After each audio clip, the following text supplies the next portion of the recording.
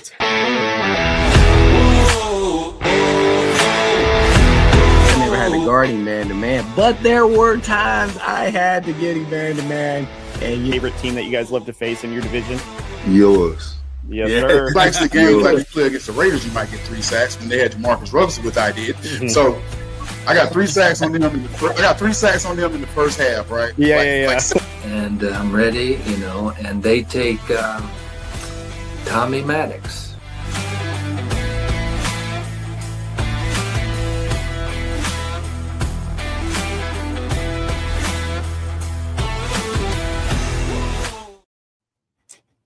What is going on, everyone? We are back with another episode of West War Room Rivals. I am your host tonight. I'm Corey. Got squad in here. Austin, Cody, Caleb. Boys, how you doing? What's up, guys? Good.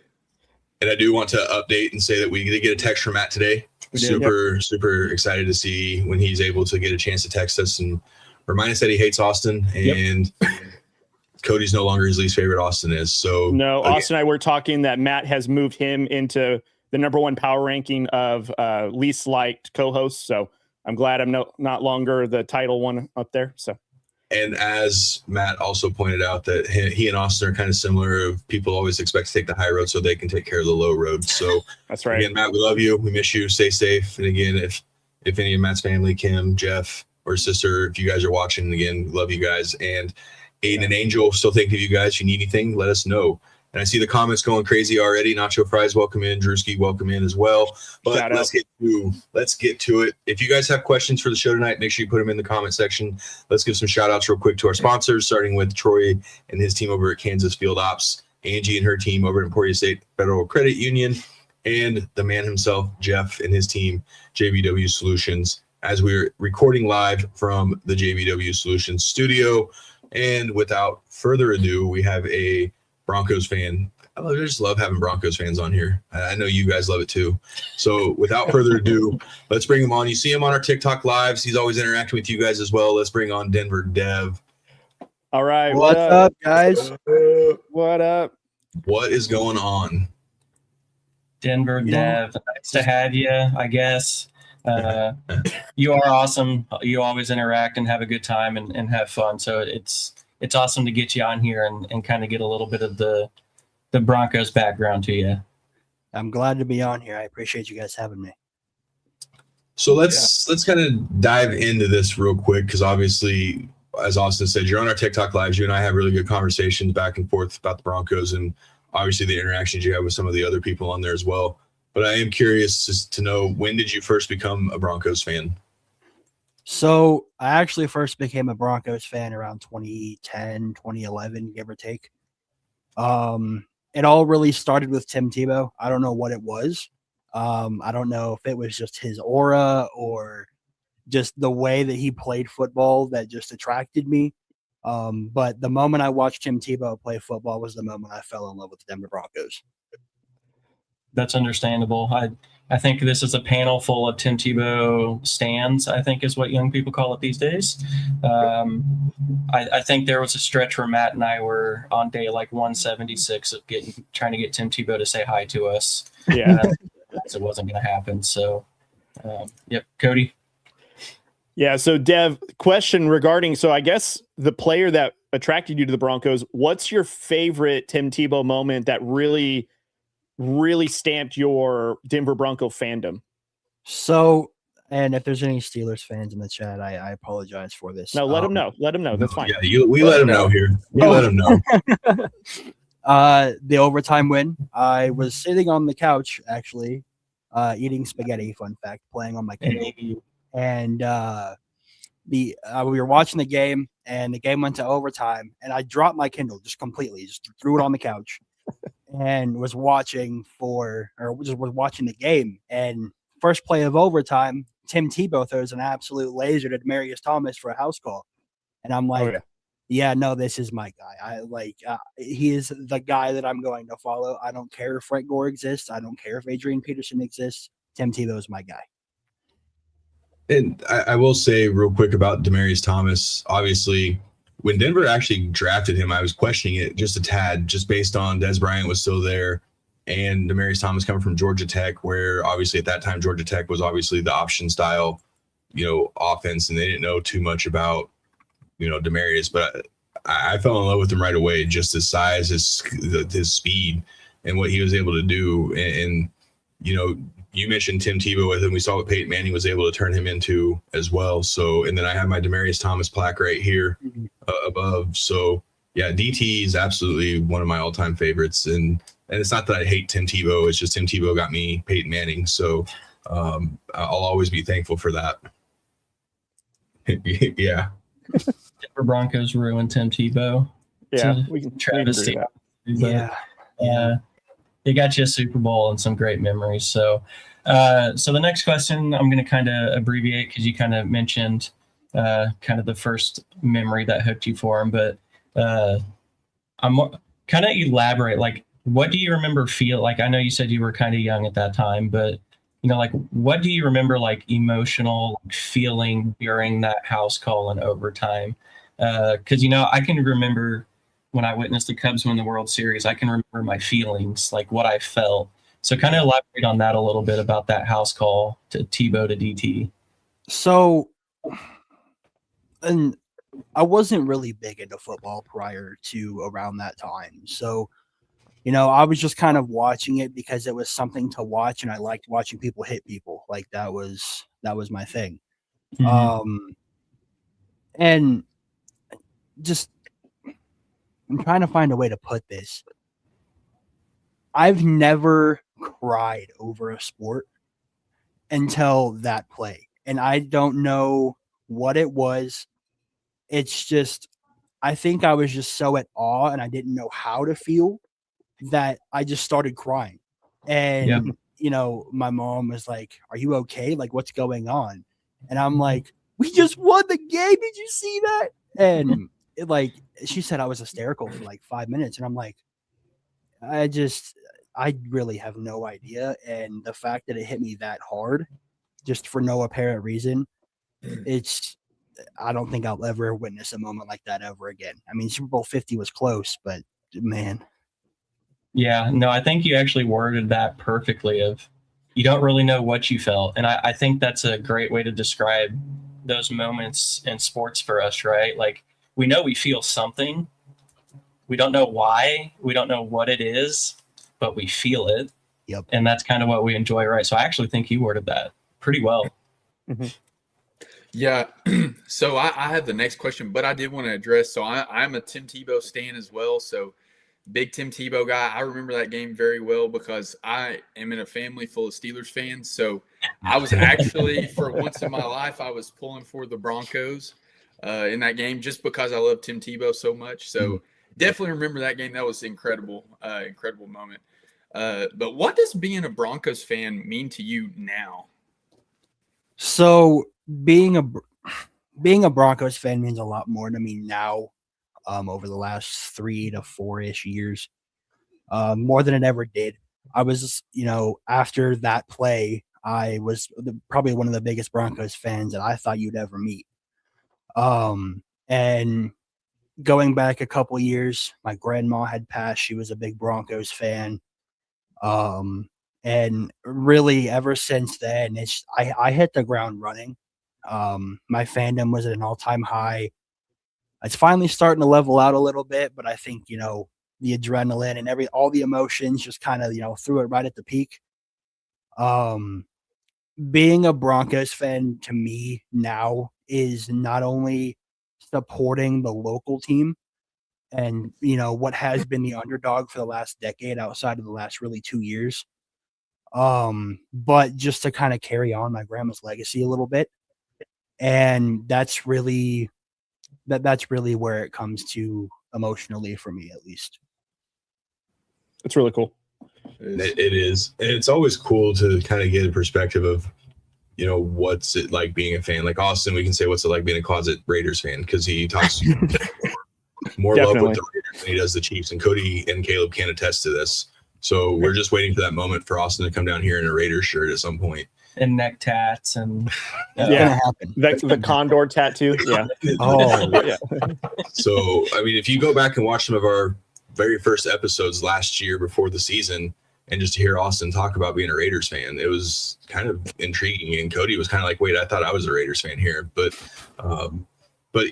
transitioning over to the AFC West and obviously talking about the Raiders, it may not be, but what's the AFC West team that you dislike the most? See, I don't know if there's really one that I dislike the most. I will say there is a fan base that I dislike the most. That was what I was going to follow. We already know which one it is. And I can guess, but definitely the Chargers. There we go. Hey, okay. Hopefully it's not me. No, Caleb, you're the odd one out here. But no, especially this past season, I've had run-ins with so many Chargers fans, and I don't understand how some people can just articulate the words that come out of their mouth. And the way that they do it in such a non-convincing manner while they're trying to sound convincing just blows my mind. I don't understand. That kind of answers your question, Cody. A little bit. Actually, I do want to say there are some great memories. So obviously, DenverDev, you were a part of being a TikTok lives when Corey was doing them pretty much nightly almost, when the Broncos obviously had their deep playoff run. And I remember specifically, and I think this kind of ties into when you pointed out the Charger fans sometimes are that fan base talks a little bit sideways because they barely got into the wild card. We're already talking mess about how they're going to meet the Broncos. And sure enough, wet the bed against the Patriots. And obviously the rest is history. And I think you were in the lives with Corey very often where Charger fans were kind of chirping. Corey was like, all right, guys, keep going. And then sure enough, like Corey would come on after the Chargers game, where are all the Charger fans at? And there you guys were. So I just remember those were some early moments of our TikTok lives. And obviously you always represented. And then it was just like ghost town when it came to any fan base that was talking shit on Broncos. And again, I'm saying this as a Raiders fan. Obviously the other fan bases that were talking shit would just be ghosting, like couldn't be found. APB's out for everybody, you know? Yep. And I will say during that, obviously Caleb and I had some really good conversations because, we were trying to be the unbiased, I was trying to be realistic with Caleb, and Caleb was obviously, hey, it doesn't look good for the Chargers in this game, but there is an avenue and a way for the Chargers to win. And we almost nailed it right on the head. Like we were so close on that and on what we thought. So I will vouch for my brother Caleb here that he was not part of that Chargers group that was annoying us.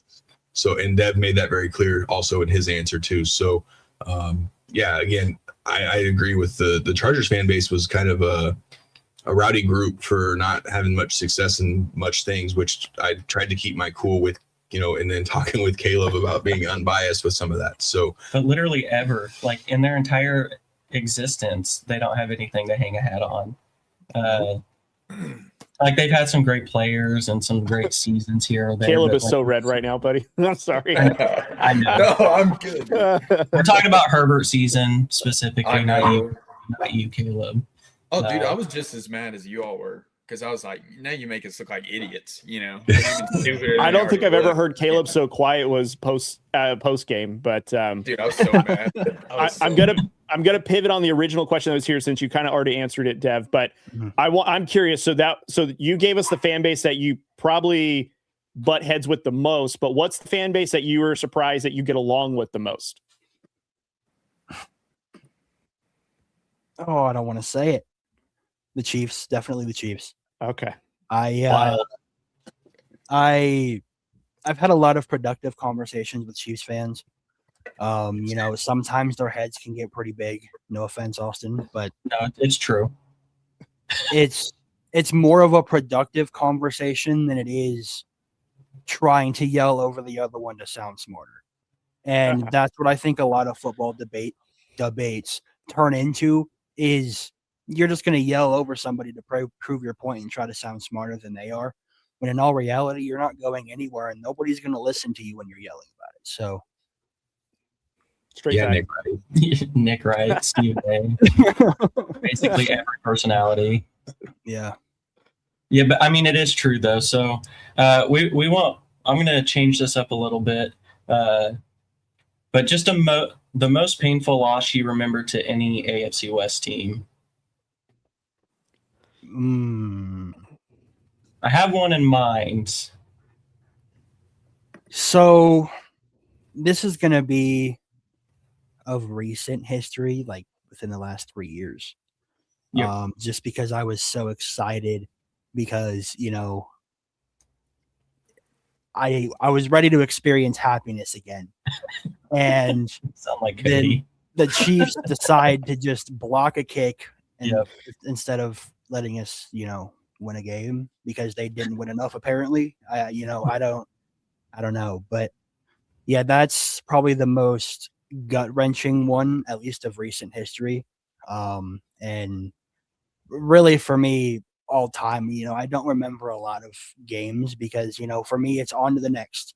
Yeah. The next man up, next game up, just put your head down and win a football game, make the Super Bowl. That's all I can ask for. And if I hang my hat on one game, 2 games, then at the end of the day, I'm not going to go anywhere as a fan because I'm going to be so stuck on it. And if I'm not going anywhere, the team probably won't either. I mean, let's be honest. So.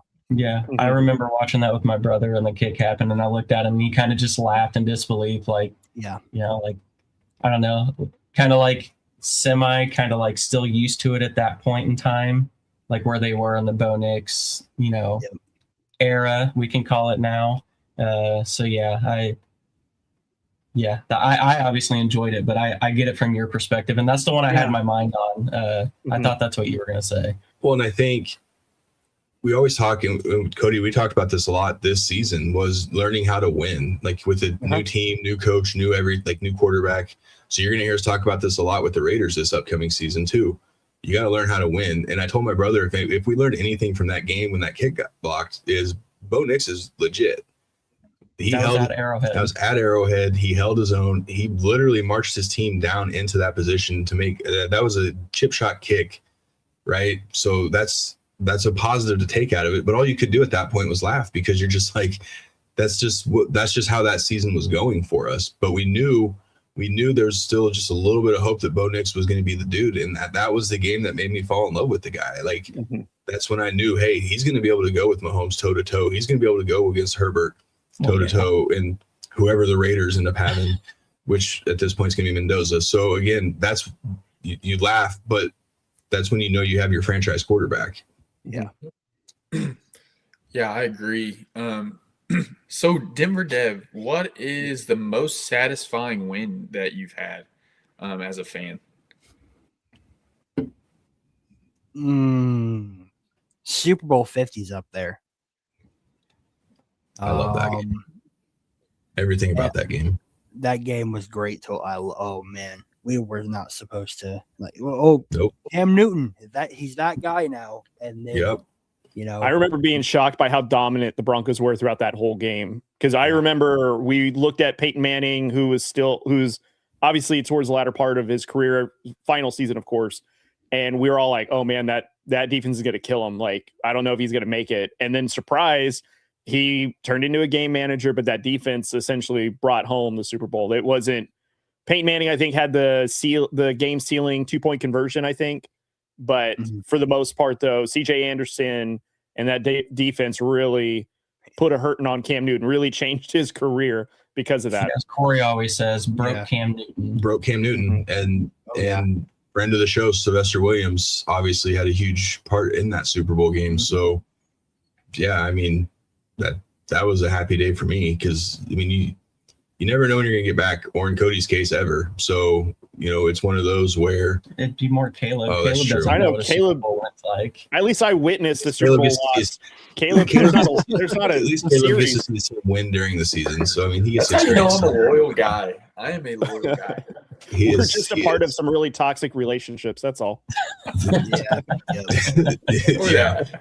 Or that. So I saw this question and I actually kind of got really, really excited about it. And I know it's always a tough question because I think I'd even have a little hard time. So give me your top 5 Broncos all time. All time?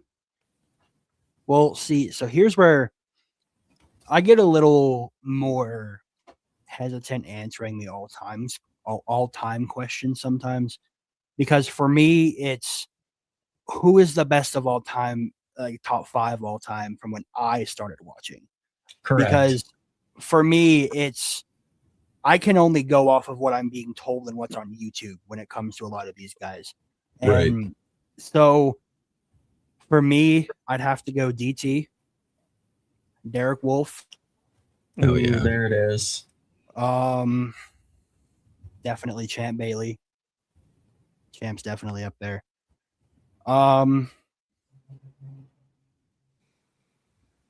This is a guy. Oh, whoa! I just forgot how to talk for a second. This is a guy who didn't get a chance. I think the right chance, but I think if he was in today's system, he would excel. Philip Lindsay. Oh, yeah. I'm a big Philip Lindsay guy. And then just to kind of round it out, it's another one that people don't talk about enough, I don't think. And it's Wesley Woodyard. Ooh, Linebacker. Yeah. It's a good one. I think I like your style, honestly. Like just from your top 5 list, I dig what you prefer as a fan. Like a style, or not your team choice, but like your style of player choice. I like that. So, Dev, break it down to me. Why are those 5 your top 5? So Derek Wolf is, well, we'll just start there. And I think, he was such a big disruptor, and, having him with Vaughn, with DeMarcus Ware, it just, everything worked so well, and it made him look so dominant, but he was going to be dominant anyway. It's not like, he would have been on any other team and not have produced. So Derek Wolf being that disruptor for me through up the middle, it's that kind of set that in stone for me. Obviously Demaryius Thomas is going to be the obvious. He's Demaryius Thomas. There's not much else that needs to be said. There's a lot of wide receivers in Broncos history that I've watched that are good, but I really don't think there's one that really holds a torch to what he did. I genuinely, at least as of right now. Wesley Woodyard, that's more of just like a Madden thing. Respect. I I have a bunch of those too. Yeah, I played a lot of Madden growing up. I haven't missed a game since Madden 12, so if that tells you anything. So, that's really just a Madden pick. And I don't know. It's just the rest of the guys. I fall in love is the wrong wording. I watch them play and I'm just automatically attached. Like Philip Lindsay was just so explosive. Like I genuinely think if we took Philip Lindsay from when he played and put him on this team, but starting him from his rookie year, he might be a top running back in the league, genuinely. Yep. And I think a lot of people overlook things like that because it's like, well, there's just another what if or a what could have been. But when you see someone that has talent like that, you just know. And that's just really what it boiled down to for Philip. I don't know. Well, it's a feel-good story too, because obviously everyone knows the story. Colorado kid, CU guy, undrafted. Everyone cool. Denver picked up a local kid. Cool. He's probably going to be a practice squad guy. And now look at him, 1,000-yard season. Most rushing yards by an undrafted rookie, right? So it's just one of those feel-goods. And I do agree with you. If we'd had rookie Philip Lindsay on last year's team, Denver probably does end up going to the Super Bowl. Because if JK gets hurt, now you can insert Philip Lindsay, and we know what Philip can do. Philip's just a hard-nosed guy. He wants contact. He's not going to shy away from the contact. He's not going to try to go outside.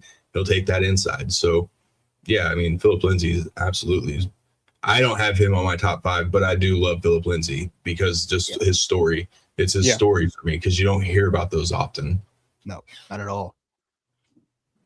I just love or something.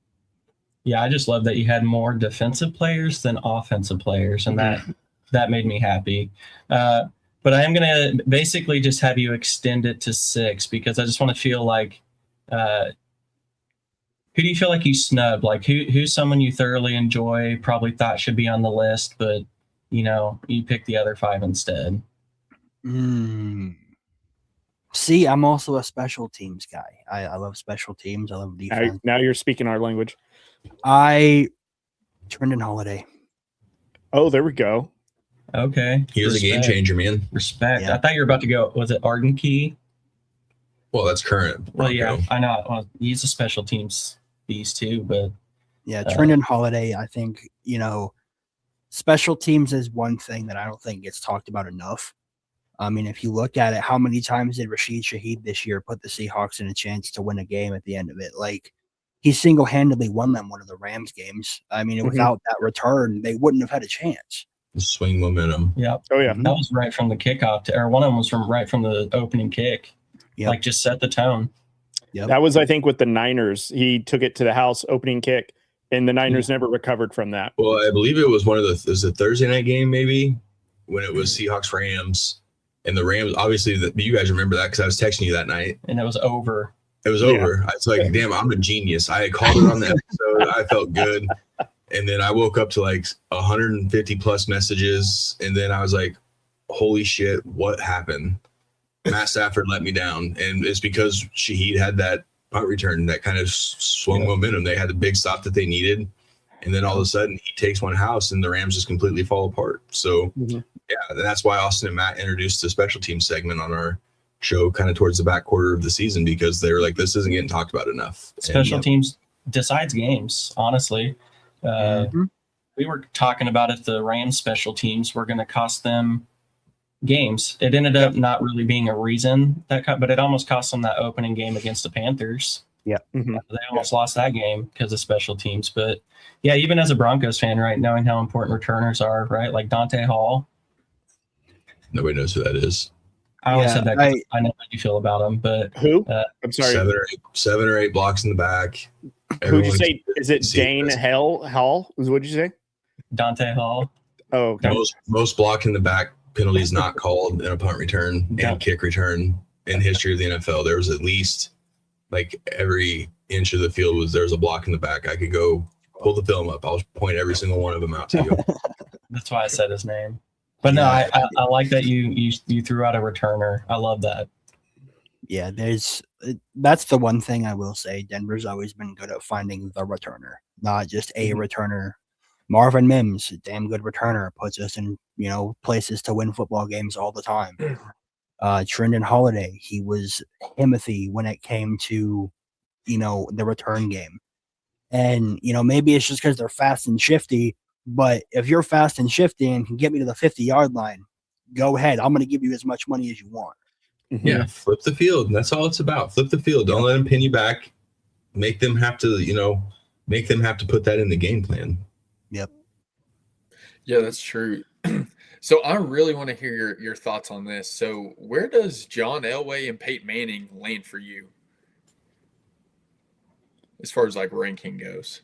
And it's okay to say Bo Nix is better than both. I'll allow it. Wow. In like an all-time quarterback situation or just in Denver? Ooh. Just for you in your heart. Yeah. So, I never really got to watch John Elway play. I'm just a wee lad. So, Yeah, you are on the younger side, as we've discovered. Yep. For me, it'd have to go Manning, Bo, and then John.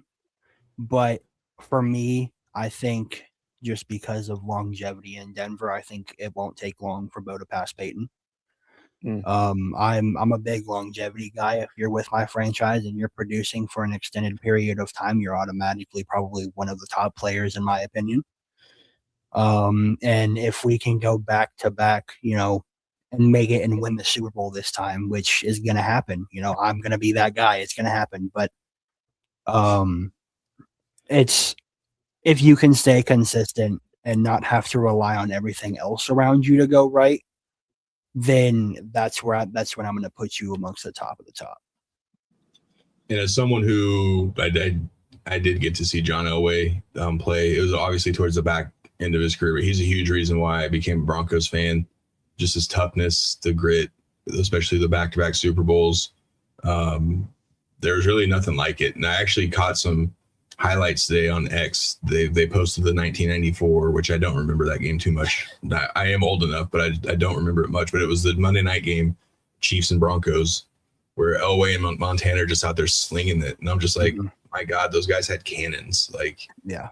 John Elway was like him. Like, he was one of the best. And I was like, damn, I actually got to see the guy play. So I love Bo, but obviously I'm not to the point where I'm going to say I would take Bo over John Elway. I do have high hopes for Bo, and I do think at some point he can have that John Elway, like, you know, shift for this franchise. And we deserve this. Like, this is what we deserve. Like, the Broncos are a proud franchise, whether people want to admit it or not. Denver, we just ran into some buzzsaws back in, you know, the 80s and 90s, and it's unfortunate. We've been to 8 Super Bowls. So again, it is what it is. We have a 3-5 record in the Super Bowl, but there's teams that would kill to be in the Super Bowl, and I'm not going to say who. Well, I will. And but yeah, and you know, I think from a normal criteria, John Elway would be probably the top of the top. But at least when it comes to Broncos. But when it comes to, you know, the way that I talk about sports, it's hard for me to put someone up there that I haven't watched play. And I respect that. You know, I can sit here and be that guy. Well, so if I start a TikTok live and watch the Super Bowl and I'm technically watching it live. No, that doesn't count. But no, John Elway, he was damn good. But I can't put someone who I didn't watch above people I have. And then I respect that, because I also put Jake Plummer as a kind of close second on that list for me too. So let's get to segment 4 here. Give me your thoughts on the AFC Championship game. I mean, we obviously had you and I had really good conversations on the lives about what, you know, that, but now we're on camera. We're here together. Yep. Give me your initial thoughts here on this, you know, tough loss. So we're just going to preface it with saying I had a really good looking beard before that game. And it's all gone. It's starting to come back, but you know, it's going to take some time. But you know, I was just like every other Broncos fan. I was riding the city train. It was such a feel good story that it was hard not to just be like, we have no chance. And like, did I want them to do good? Yes. Did I think he was going to do good? No. I thought he could have kept us in the game, but I think our defense and special teams, here we go again, was going to have to be the reason we won that game. And the defense did their part, or maybe Drake might not be that guy, but that's a conversation for another story or another time. Let's go. Yes, sir. Bring in the heat. I like it. And, you know, I don't think there was enough firepower. And watching how the team played offensively this year, in any sector outside of the fourth quarter for a good portion of the year, you know, bringing someone of a lesser talent when it comes to the comparison of Bo and Jarrett, I realistically didn't think we had a chance, but I was still going to hold out hope because they're my Broncos. And yeah, I mean, we drank the Kool-Aid a little bit. Like, we were buying into the hype. We saw how everyone was kind of rallying around, you know, Stiddy. And I did. Yeah, I mean, and we're a blizzard away and a running game away from, you know, in a shitty Stidham decision. Yeah. When he hit that bomb, though, I was like, he's going to do it. I was feeling good about it. I got a little too excited after that play. I'm going to be honest. I might have. I was. Yeah. Because it was just like, hey, just get us a lead, right? Like, our defense is good enough. Drake May, you know, obviously had been struggling in the postseason as it is. It was very, you know, well mentioned that, you know, we can get the pressure to him, and we did. It's just in the end, they had the running game. Denver didn't. So, but that brings up the next question for Cody. So you just mentioned that you didn't have high hopes for Stidham. I mean, obviously, as a fan, you're rooting for it, but besides the Bo Nick ankle injury, what in that game went wrong for the Broncos? And I do, again, as Corey brought up, we got to remember that there was basically a blizzard that happened midway through that game that I think us as co-hosts all agreed changed how that game probably turned out, just because of game planning and what one team was prepared to do and what. So from your perspective, what went wrong for the Broncos on that game? I think it was a mixture of a lot of things. I think there was a lot of miscommunication. Obviously, the blizzard didn't help, but we play in Denver. We should be used to it by now. Except for some reason, it was like spring in the middle of December here. But that's besides the point. And the one time it decides to snow, it's in the most important game of our season. Okay. Timing, man. The Lord's will just works in mysterious ways. Exactly. Denver doesn't deserve this. And no, I think it was a mixture of play calling. I think it was a mixture of I think Jarrett, for a portion of that game, was still playing conservative because he didn't want to lose the game for us, at least by a big margin. He wasn't gonna go out, and try to play like Peyton Manning. That just wasn't gonna happen. He was gonna try to be conservative with the ball, launch it when he needs to, get the ball down the field and score. That was his goal. He just wanted to get out of there.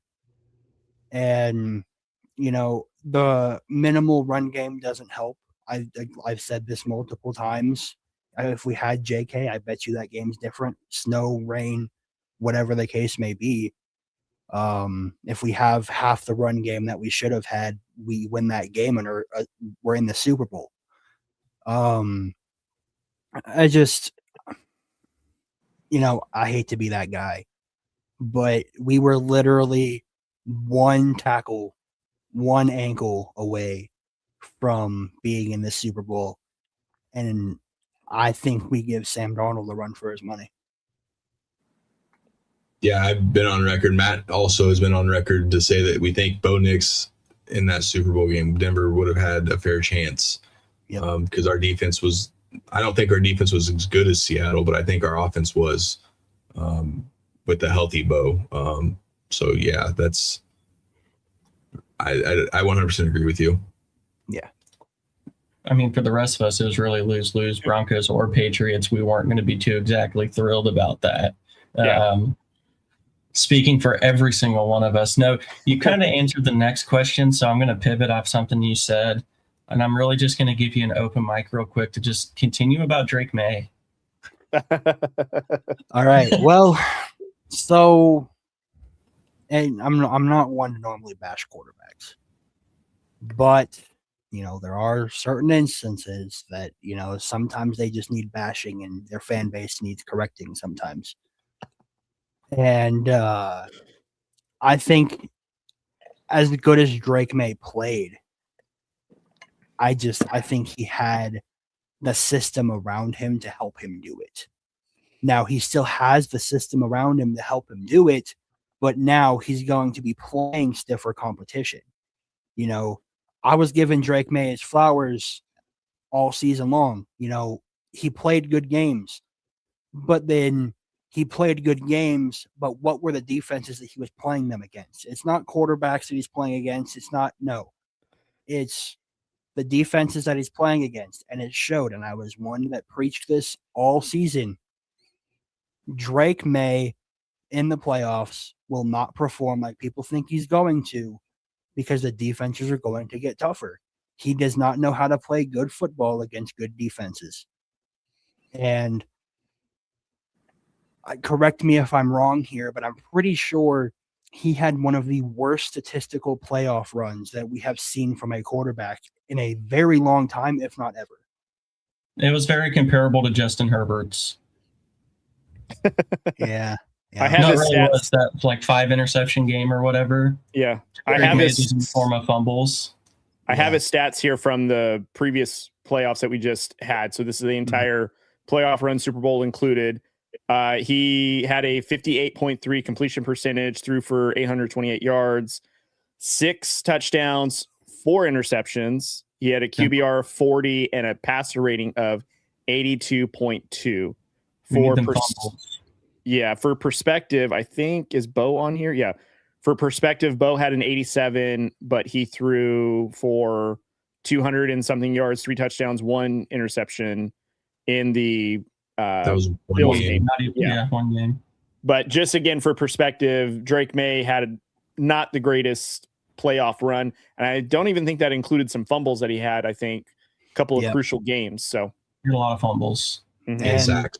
Exactly. The sacks is the big one.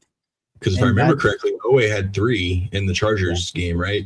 Drake May was sacked 21 times this playoffs. That's more than any other quarterback that started in this playoffs. And more than a couple of combined ones, too. And for me, that breaks down, sure, we can blame the offensive line, but for me, that breaks down to how long you holding the football. If you're holding the football for a long time, your offensive line can be good. It's not going to matter. You're still going to get sacked. And, most of those fumbles that he had came off of resorts of a sack. And it's, everything plays hand in hand one way or another. And, going back to my original point, I think Drake May can be good. I just think I need to see it again against a stiffer competition. It's the same thing with Bo. People said all year, Bo Nix needs to play stiffer competition. And this year you're getting it. We're playing the AFC East. We're playing the NFC West. You're getting the stiffer competition, so we're going to see it. And I haven't looked at the Patriots schedule, so I'm not 100% sure who they play. But I'm sure they're going to be playing tough competition also. And, it's going to be a good test to see which one of them really is the better quarterback, I guess you could say. But in order to put him where Patriots fans are putting him, and this goes for any quarterback, I need to see at least 3 years of consistency from you. If you can do what you've been doing for 3 years at a consistent level, then yes, I'll consider putting you in that top 10 category. But I'm hearing Patriots fans put him at, 7, 8. I'm like, maybe he's 12 to 14. I think people are just too quick on jumping the gun on these quarterbacks, and maybe it's the fandom.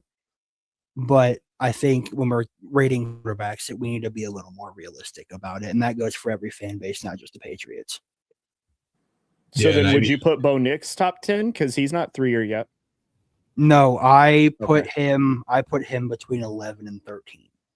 Yeah, okay. So we were on the same, and I've been very adamant on when people say something to me about it on the lives. I'm like, Bo has that potential to be there, but I'm not putting him there yet. Similar to why I'm not putting him over Justin Herbert quite yet, right? Like, we can say all we want about Justin Herbert's had a damn good career. Yeah. Bo's not there yet, and that's okay. that's what I tell Bronco is it's okay that we're saying Justin Herbert. Yes, as of right now, Justin Herbert is still better than Bo Nix. It's not the end of the world, guys. He's only going into year 3, so it's literally you need to see him take this next step. He had good year 1 to year 2. Now let's see 2 to 3, and then let's not give a shit what Justin Herbert's doing. Let's not give a shit about what Drake May's doing. Mm-hmm. Focus on what your quarterback's doing and continue to watch him grow. Same thing with Cody. I don't want to hear anything about Mendoza this year. He's a rookie. On it. Then then we go. Like don't worry. The bar is low. We're not thinking he's coming in and being the Messiah. Don't worry. But I think the one thing that you touched on that I agree with is we have to look at quarterbacks differently when we're judging them. Yeah, no, and I will say just from my perspective and interactions, Patriot fans have been a little more what's the polite way? They've been a little more insane with their Drake May stuff than I've seen Denver fans with Bo Nix. Now you have those outliers, you have bad apples on every fan base, right? But I'm talking majority of I've seen people say like Bo Nix, or Drake May, it's basically him and Josh Allen and then every other quarterback. And I'm like, first of all, you're crazy for that, because I even have a hard time keeping Patrick Mahomes in that Josh Allen, Joe Burrow category yet, just off his performance the last few years. Mm-hmm. So for you to just immediately say it's Drake May and like whatever Joe Burrow against the world, it's kind of whack, because you could have an argument as Josh Allen when we're just talking quarterback play, and then all the other quarterbacks. So no, I agree. I think what fans need to really do is take a step back and enjoy this young wave of quarterbacks that looks like about to take over the league. Herbert, Mahomes, Burrow, Allen, all these are kind of getting up there. Yep. So whose hands is the league in next? Bo Nix, Drake May, Caleb Williams, Jaden Daniels, if they can keep Protect him him. upright. Like Yeah. the next wave of Fernando quarterbacks. Mendoza. Let's go. Yeah, Fernando. but that next wave of quarterbacks, basically all of them but JJ McCarthy, like they're such a really good like next wave that we can enjoy them all, but let's not be. You can be a fan, but like be a biased fan with a little bit of like reason. Mm-hmm. If that's like a fair combo, like be a fan, hype your dude up, but like reel it in some. And Austin got Patriot fans all in a riot. So Caleb, let's get us back here on track with your question. Poor Nacho Fries is losing it right now. So my question is back to that championship game. So you kind of answered this, but I guess just for some reassurance, I figured I'd ask it again. But was that game, do you think that was the ceiling, or do you think that was a missed opportunity? You kind of already touched on that again, but I just wanted to make sure it was clear. Now, ceiling as of what that team looked like then, or a healthy Denver Broncos team? Do you think they can get there again? Do you think that was their window closing and that was the best it was going to get for the Broncos for a little bit? I think our window's just opening. Facts. I think we're at the point now where we went through the FAFO phase and again, this is going to sound real crazy of me to say, we're just getting better while every other AFC team around us is objectively getting worse. You have the outliers. The Chargers are getting better. The Texans, obviously, it depends on what CJ Stroud looks like. They have a really well put together offense and defense. They're getting Tank Dell back. There's definitely the outlier teams. I think, and I've said this a lot over the last 2 weeks, us, the Chargers, and the Texans, I think, are the three, when healthy, most well put together teams in the AFC. And I think if all three of those teams can stay healthy, all three teams can, play at the level that their fan bases know that they can play at, it's going to be a crazy race to get to the Super Bowl, let alone to try and make it to, the 1 seed, let's just say. And, as much as I want to dog on the Chargers, they were literally an offensive line away from being able to make noise. And, obviously a lot of that lies on how Herbert played in the playoffs. And, he's had really good playoff performances. What was it? Was it 2 years ago, I think? The Jags his first one, Chargers the Jacksonville one. Yeah. Yeah, he played good in that game. They couldn't close it out. And, I think just to kind of give a rundown, I think the Chiefs are more pieces away than the Raiders. Honestly, right now, they have the quarterback, but there's just so many question marks on that team. And I get, the enemy's back. Andy Reid is probably the best coach that we've seen. And, Spags can scheme up a defense like no other. But when we're looking at it from a talent perspective, are they going to be able to keep up with the firepower that the rest of these teams have? And that's where everything gets broken down for me, is if we go position group by position group, how many times are you going to take a Chiefs position group over a Broncos position group, a Chargers position group right now? I think the Raiders are on the come up. I think I need to see what Mendoza is going to be about. I think I need to see them have an actual wide receiver one. I think that's something that they could address in the draft. They could trade for a wide receiver. But I think this division is going to get really good. I think we're going to be a version of the AFC or the NFC West. Just those teams are just so good. Even when they're hurt, they're always winning football games. And we are a few key pieces from every single team away from being the top dog. Yeah, and I keep telling everybody that the Chiefs should be a playoff team, but the Chiefs aren't a Super Bowl team. The Chiefs still, and Austin's even been very vocal on some of the lack of signings that the Chiefs may have passed up on during free agency. And Now we got to wait and see if they hit on that in the draft. And then obviously there's some trade rumors still floating around with the Chiefs on there. So let's get into free agency here. So obviously we know Denver's free agency was re-signing all of their current players, which we're fine with. Well, I'm fine with. I want to get your take on free agency and then obviously the Jalen Waddle trade. So free agency and trade moves that you've loved. So I think, and Corey, I think you're kind of with me here. I fall into the minority that absolutely loves what we did in the offseason. You know, the best way to build a good football team is to retain the players who know how to play on that football team. And, you know, retaining J.K. Dobbins, I did not think I would see such an uproar from a fan base about re-signing a running back who was a top 3 running back in the league, by the way, before he got hurt in week 10.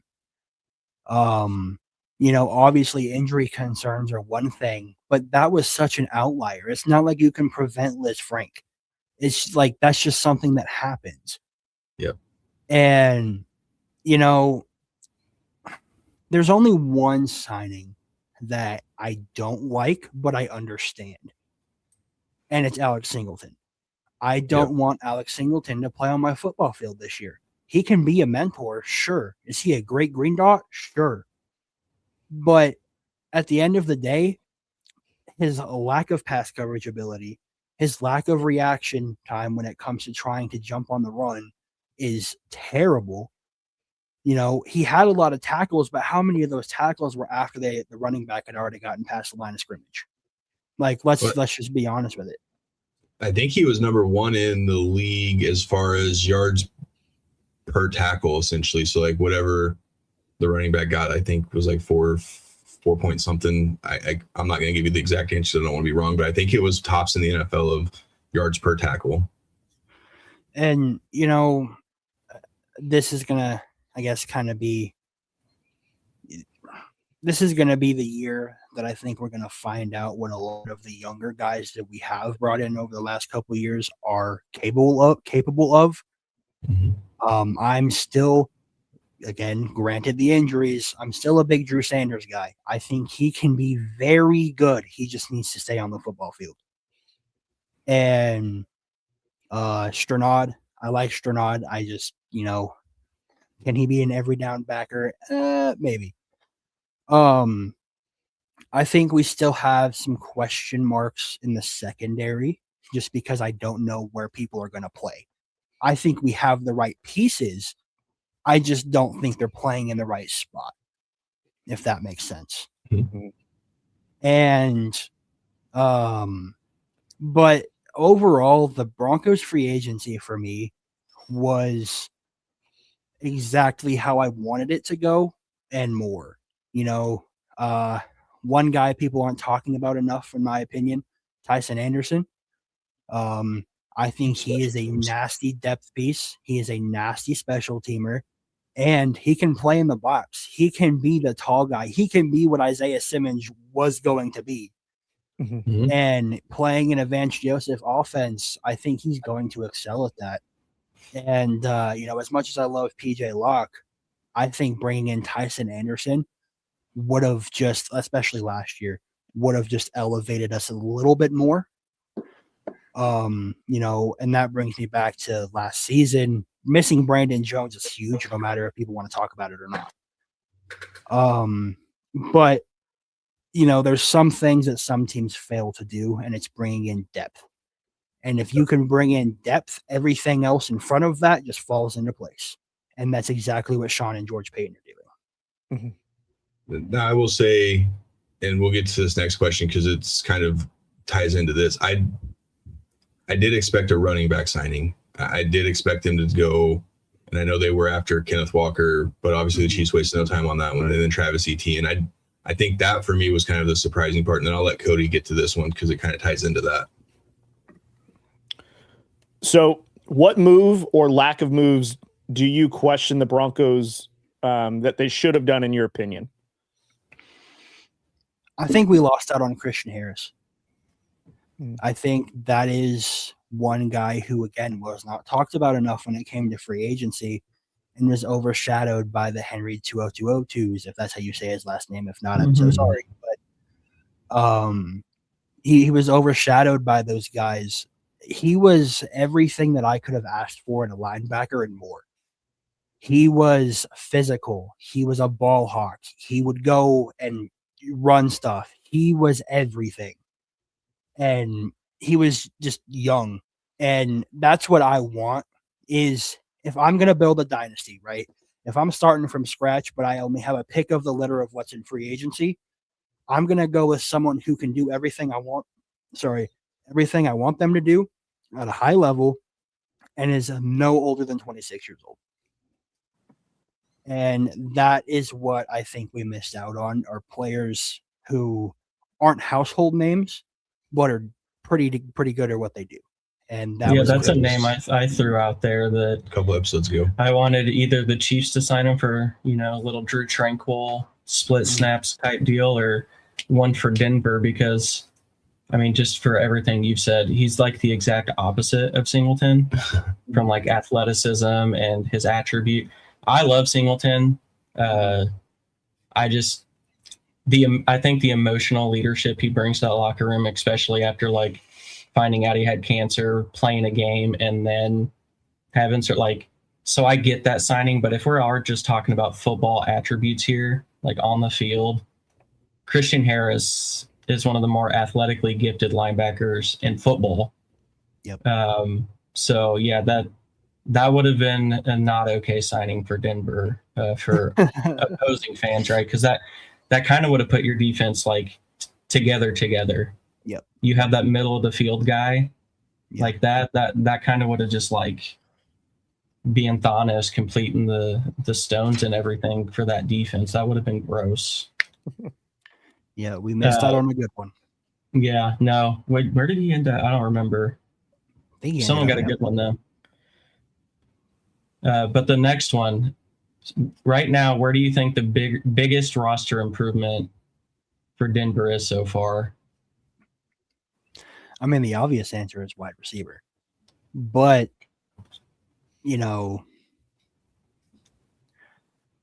it's hard to nitpick something out of that is that we got better at outside of wide receiver. We didn't really do anything at tight end. We brought back everybody. At least as of right now, we have the draft in 17 days. So, there's still so much more to go when it comes to building out the Denver Broncos roster for this year. But I think the wide receiver, obviously, Jalen Waddle is just going to open up that field so much. Big time. I can't wait till it doesn't. All right, Caleb, your turn. Yeah, so what's the biggest remaining hole in your opinion?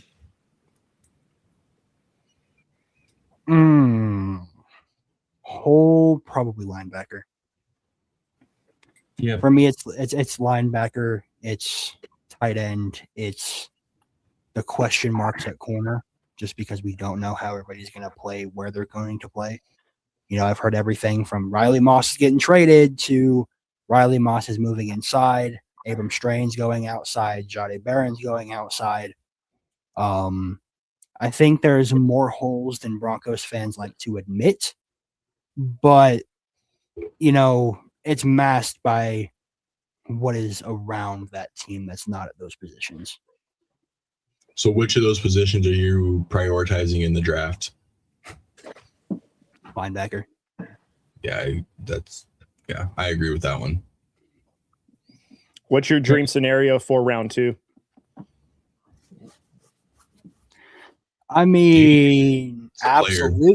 Absolute dream scenario. I'm a Longhorns fan, so this is going to kind of sound biased. I want Anthony Hill Jr. Yeah, 100%. Wow. See, that's why DenverDev and I man. Anthony, I've been an Anthony Hill fan for so long. I can't even name a good Texas Longhorns linebacker. We literally just had one on our show. I can't believe you'd ever say that. That was obviously my favorite Chiefs player ever. And if he turned in that, I can't even think about it. We asked Eric Johnson about Anthony Hill, and he was gushing over him. Yeah, that would hurt me to see a DJ in Denver. He's a special player, man. He is. One bold prediction for the Broncos in the draft. I think I know where you're headed. You hit me up on this on that last mock draft, I think. See, there's two, but Okay. I think one is more bold than the other. You are Bernard out of the international NFL thing that they have. Yeah. International, the Pathway Program. Yep. Yeah.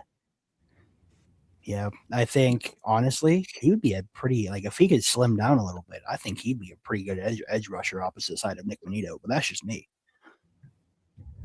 I like it. So That kind of answers Caleb's. that does. That's what I was gonna say. Well, I guess other than him, what's another sleeper prospect that you really, really want? Eli Raridon out of Notre Dame, tight end. Yeah. Good. I want someone who can do both. I don't want someone who can do one. Evan That's Ingram can do one. Travis Kelce. I hear you. I hear you. But yeah, no, Evan Ingram, he can run a route. Don't get me wrong, but he can't block. Yeah. Adam Troutman can block. I mean, he can kind of run a route for what it's worth. He's like a John Bates. He can catch a ball, but he ain't gonna go very far with it. I think Lucas Kroll has a lot of potential. But again, I think he's going to end up being one of the guys who in his career is just going to get buried on the depth chart, which sucks, but that's what the NFL is.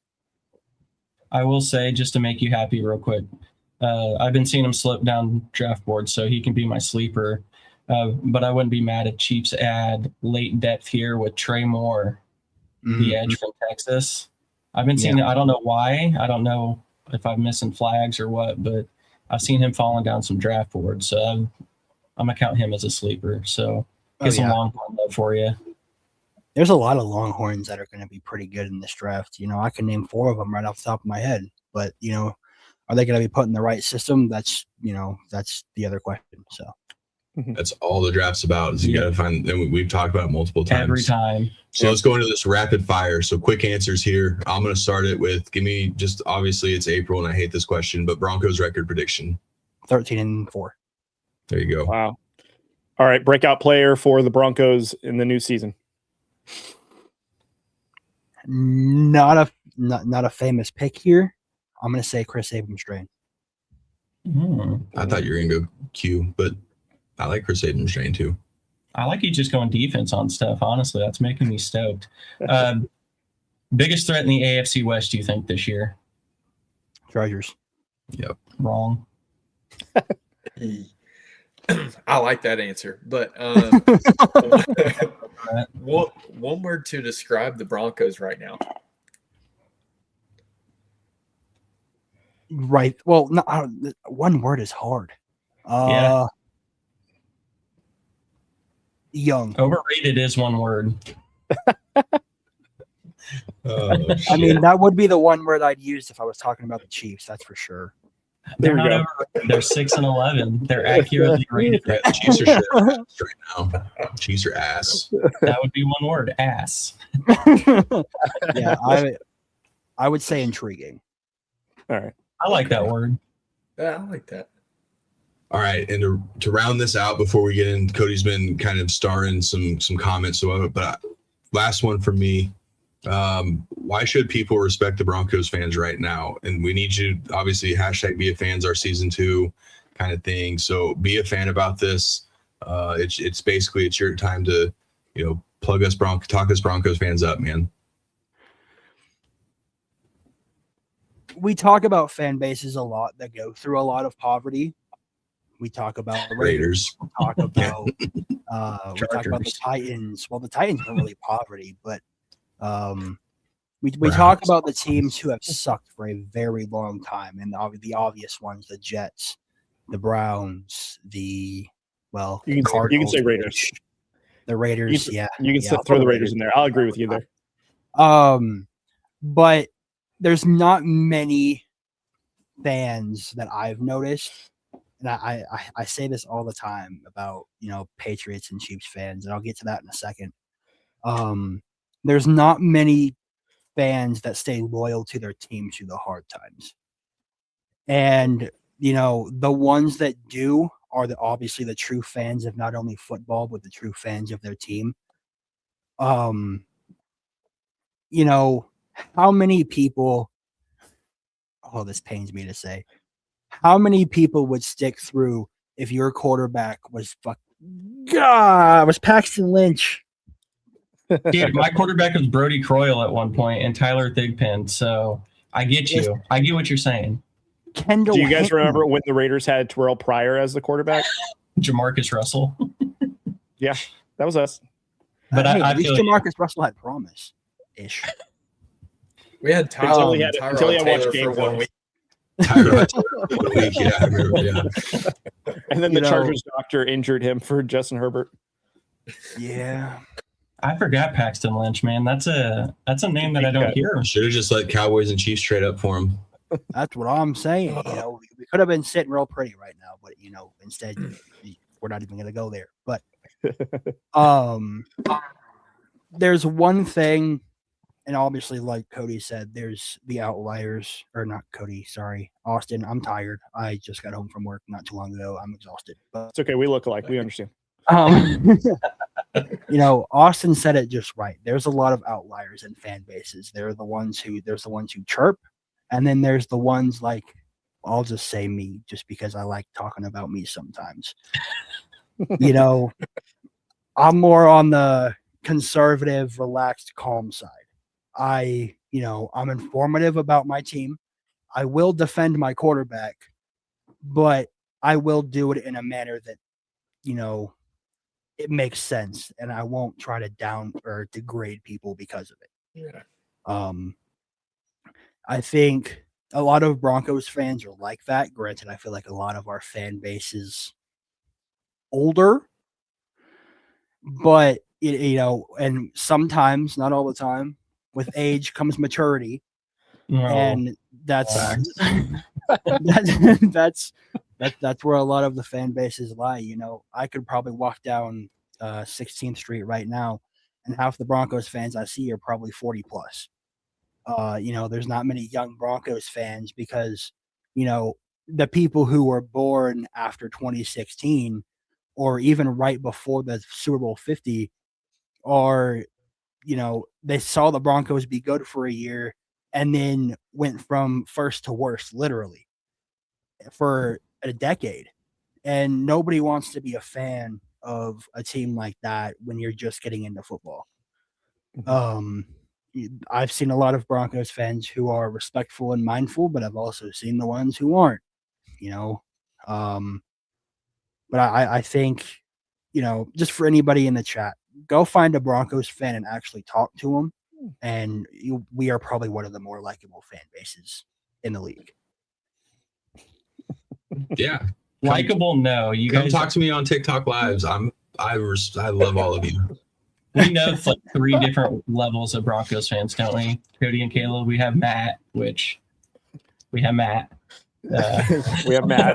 Yeah, and then Corey and DenverDev. But I will say I'm not going to agree with likable, but I do think you guys are the ones who can actually have conversations about football,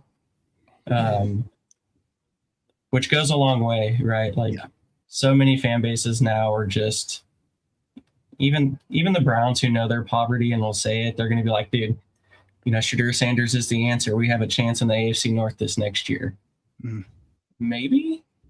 But like you can't, at this point, you don't have a right to say that until it actually happens. Exactly. But so I will say, and it's probably because I'm a division rival, you're definitely not likable fan base, but you guys, you can have conversation with Bronco fans. Not the same with Charger fans, in my experience, and sure as hell not the same with the Raiders. Nobody's going to call them a likable fan base. I actually do like the Raider fans, Cody, and I've been very vocal about they're loyal. Seeing them. Yeah, they come onto our TikTok lives, and I've actually had good conversations with some of them, and I've been one to always. I love how excited they are right now. It's good. It's fantastic, and I think I can speak for all these teams. Is we need the Raiders to be good. The AFC West needs the Raiders to be competitive. We need the AFC West to be what it used to be. And in order for that to happen, the Raiders have to not be the Raiders. They have to continue to grow. We need the Chiefs to get their shit figured out, because your little dynasty running all your, fans that are 15, 16 years old that, don't even know the Chiefs before Patrick Mahomes and whatnot. So we need the Raiders to be better. And I think that's good for the division. Doesn't mean I have to like the Raiders. I just enjoy the interactions that I have with the coherent Raider fans. Yeah, and actually Bronco country has a special place in my heart, because on my mother's side of the family, almost 90% of them are Bronco fans. My cousin, who I'm probably the closest with, Nick, he's a viewer of the show. Shout out, Nick. He is a diehard Broncos fan, same era as Corey, who watched John Elway, Ed McCaffrey, Rod Woodson, Rob, who was the linebacker?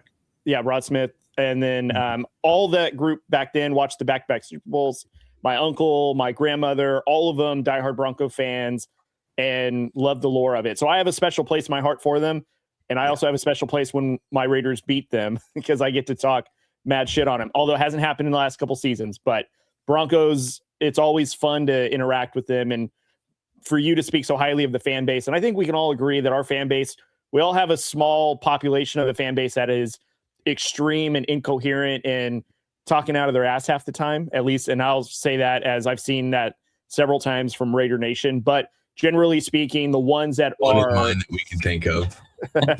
but fans that are sane and actually come to their senses and have objective opinions are the ones that makes it fun to have back and forth conversation where, the Raiders haven't been relevant, but the division recognizes, hey, we need you guys to be competitive. So it's not a complete shit show, but game recognized game, like Broncos are doing great things. Chiefs are on their way. Chargers still relevant. Raiders are trying to get up there. And so that's the fun about the AFC West, I think. Chiefs get their stuff together. Are we just like, let's get to some comments. We got to get to these questions. We got about 20 of them to get to. Well, more than 90, that. I missed 9. There's 90 messages right here on my. I'm glad Cody's keeping track. I tried to promote my ass off, guys. So you did a great job, by the way. You are a diehard and love when we get to be the first thing you watch waking up in the morning. I saw one of those videos and I was like, man, Dev is a real one, dude. Like straight up. All right. So first one that came up is earlier in the show. Who's the most threatening to the Broncos in the West, and who's the most threatening to them in the AFC? The West, it's still going to be the Chargers. Who's scared of Mahomes anymore? I'm kidding. He's not. But okay. You can't be rattled. You heard me say after the last few years, who knows? But yeah, seriously. And honestly, in the AFC, if I'm going pound for pound, I'm going to say the Texans. Yeah. I mean, scary thing, if they have a quarterback that helps them win, they might be a threat in the AFC in general. So they have that tough defense all season. Crazy. Mm-hmm. All right. This is obviously our good friend Nacho Fry. Who does Dev want to draft the most? So I'm going to assume this is any player that you want. And I think you already dropped one earlier, but who's the player that you want the Broncos to draft the most? The obvious answer would be Anthony Hill. But I'm going to go kind of out on a limb here and say somebody that, again, people aren't talking about enough, I don't think. And I want Malik Muhammad. I Texas corner. Wonder why. Yeah. Contrary to belief, it's not because he's a Longhorn. Mm-hmm. It does help. But exactly. But no, he's a ball hawk. Like, Trayvon Diggs was a ball hawk, but Deron Bland, ball hawk. None of them are good because they're not from Longhorns, but that's besides the point. But Malik Muhammad is just different. He's fast on his feet. He knows where the ball is at all times, and he will run the route for the receiver.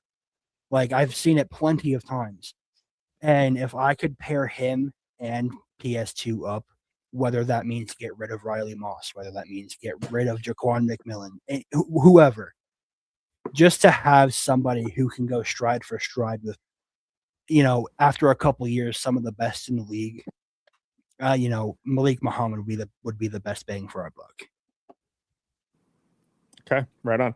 All right, so some of these from Drewski, shout out Drewski for watching, and Nacho Fries. These are kind of repeats. We already asked them earlier, but Nacho Fries again wants to know, what's your favorite Madden game? So you're diehard. What's your favorite one? I'm going to say 13. Oh, okay. With Calvin Johnson on the cover.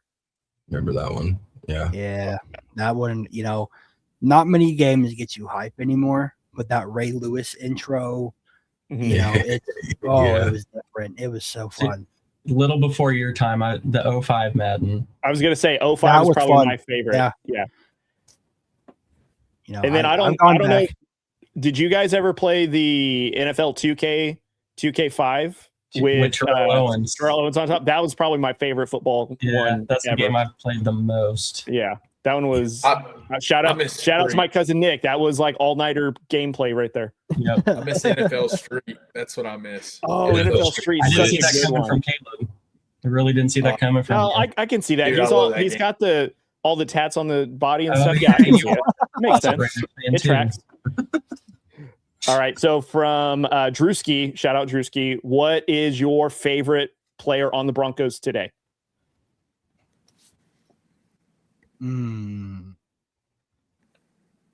If I had to choose one, like there's like a 1A through like a 1F for me. But okay.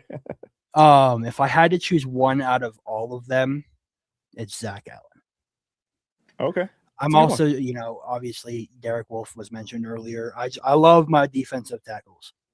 And, you know, the fact that Zach Allen is as good as he is, I mean, complimented by Benito, but, you know, Zach Allen is just him. He is that guy. It's a good one. All right. Back to a frequent question. Denver, what is your opinion of Sean Payton? Oh, I got to hear this from that reaction. Sean Payton as a play caller, I don't like. You know, there was a graphic that I had made that I posted on TikTok before the playoffs had started, and it kind of gave a breakdown of what the Broncos play calling looked like over a 4-quarter game. And the amount of times that we threw a screen pass, you know, 3rd and 8, we know we don't have wide receivers to block. What are we going to do? We're going to throw a screen pass to Marvin Mims because why wouldn't we? And, you know, man, there's so many question marks there. And I get that he's supposed to be this offensive guru, but he can be an offensive guru behind Davis Webb for all I care. Like he can be that like devil in his ear that's talking and just be nowhere near the play calling, at least from what I've seen over the last year. You know, I think he did a lot of good, but I also think he did a lot of bad. I think it's 50-50 depending on who you ask and the way you look at it. But Sean Payton as a pure head coach, I think, you know, I don't think there was a better head coach in the league for Bo to be paired up with than Sean Payton. Yep. And I think it's because, you know, they both have that fire that is lit under their ass. And, you know, Bo will sit there and chirp at Sean Payton when something doesn't go right. You know, when you're getting to the line with less than 7 seconds to, you know, hike a ball, read a defense, and, you know, nothing goes the way it should. And then you go to the sideline and start yelling at your coach, and he takes it because, you know, he wants that fire from out of you, like out from under you. There's just so many things that Sean Payton does good as a motivator that, you know, I don't think a lot of coaches are good at doing. And that is, I think, what has led this team to what it was or what it is today, because I can't remember what week it was, but the 70-20 game. That was when I knew that, yeah, the Broncos are back. And, you know, that sounds weird, but I knew that Sean Payton as a motivator would get the team right, and they would build around what they knew worked good instead of just replacing everything. And that is the game that I was like, okay, we're gonna be just fine. And it's only because of Sean Payton. I don't think any other coach would have recovered. Certainly not Pete Carroll. All right. Yeah, no, who's that guy? All right. If you can meet any Bronco player in real life, who would you choose? Current or all time? How about all time? Okay. I've met Drew Lock. I've met Philip Lindsay. You know what? I'm gonna say, yeah, I want to meet Tim Tebow. I want to meet Tim Tebow. I want to meet the guy who made me fall in love with this orange and blue. I want to meet the guy who was the reason that I even liked football in the beginning, because, I couldn't even care less if it was on the TV. And then, I see this left-handed quarterback and I'm like, that's not normal. And I want to watch. And now I'm hooked. There you go. All right. Nacho Fries here with a great question. And I think this is for everyone, but Dev, you can kick us off. Do you think quarterbacks are busts who are drafted high because of their situation that they're put into on the team?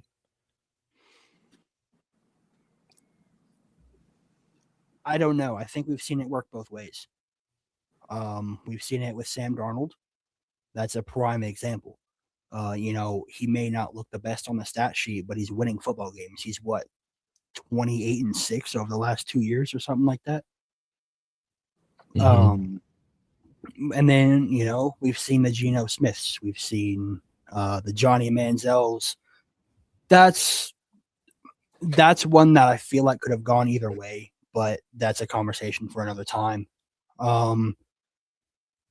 I think situation does matter, but I don't think it matters as much as people talk it up to be. Like when it comes to a quarterback, at least. I think if you have the skill, you're going to be good. It's just a matter of how long is it going to take for you to take the next step.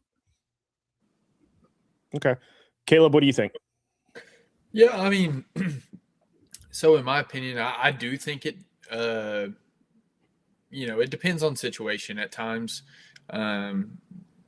Other than you get the cases where it's the Johnny Manziel, very similar to what DenverDev said. I kind of agree with everything he said, really. I think it just depends, depends on the guy, depends on everything going on at the moment there.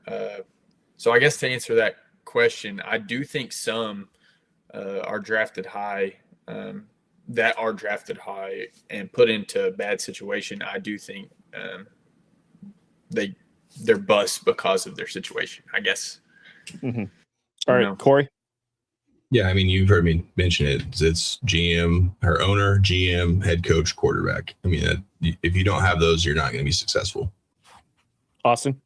Yeah, I think situation matters, but not just like roster construction, right? Situation as far as head coach, OC. Are you churning out coaches every single year? Like, it's just the overall stability and situation, good or not. Like, you had Daniel Jones, who immediately went to Colts are known for being a pretty stable organization, like, for the most part. And he goes there and immediately looks pretty decent.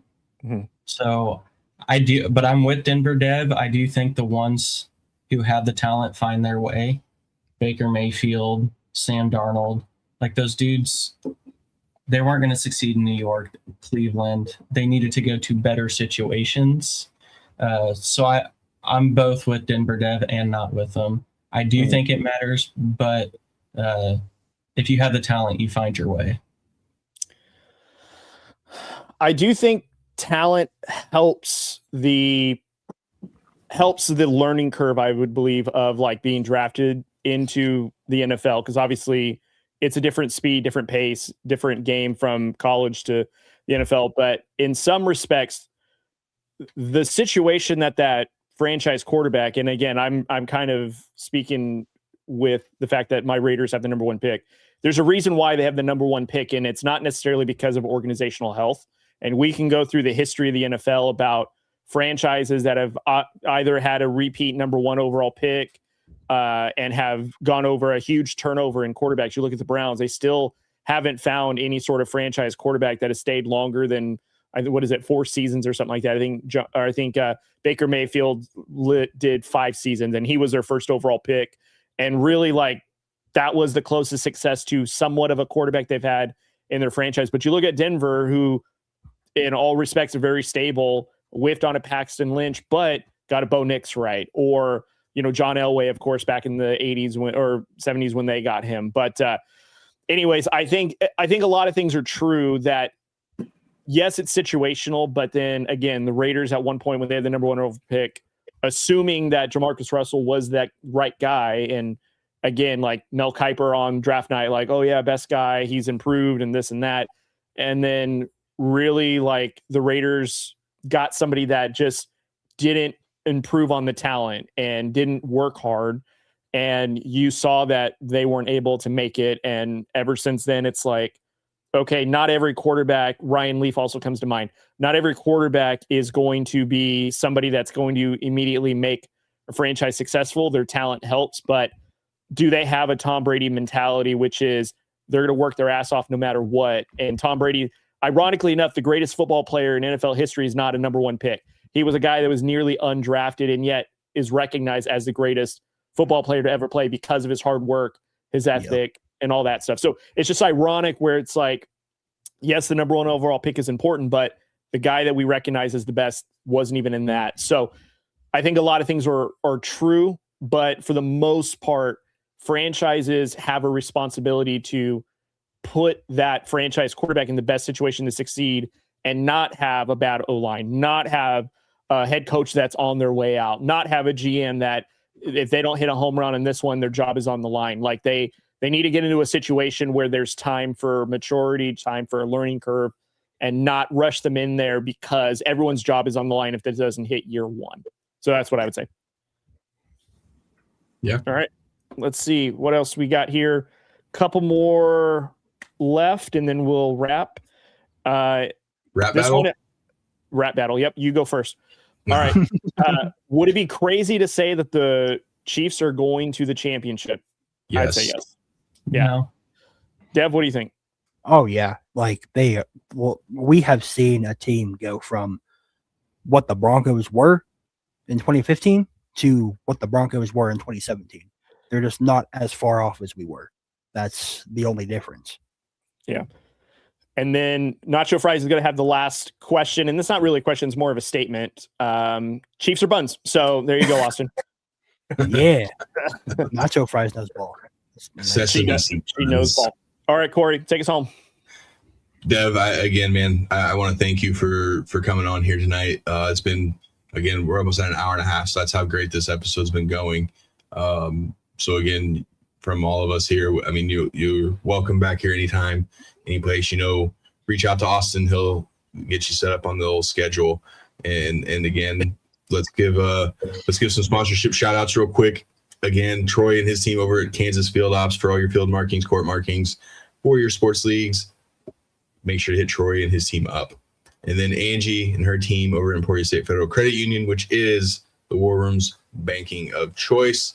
And the man himself, Jeff, and his team at JBW Solutions, as we are recording out of the JBW Solutions studios. Boys, you got anything else before we get out of here? Yeah, this is your reminder for everyone to subscribe for the jersey giveaway for draft night for round 1. So that is a quick PSA. Yes, quick PSA as Dev is pointing, subscribe.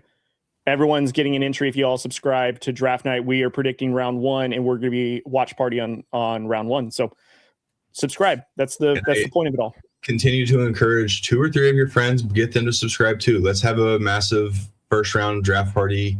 Let's just, let's make this the show that night. So Caleb, you got anything, buddy?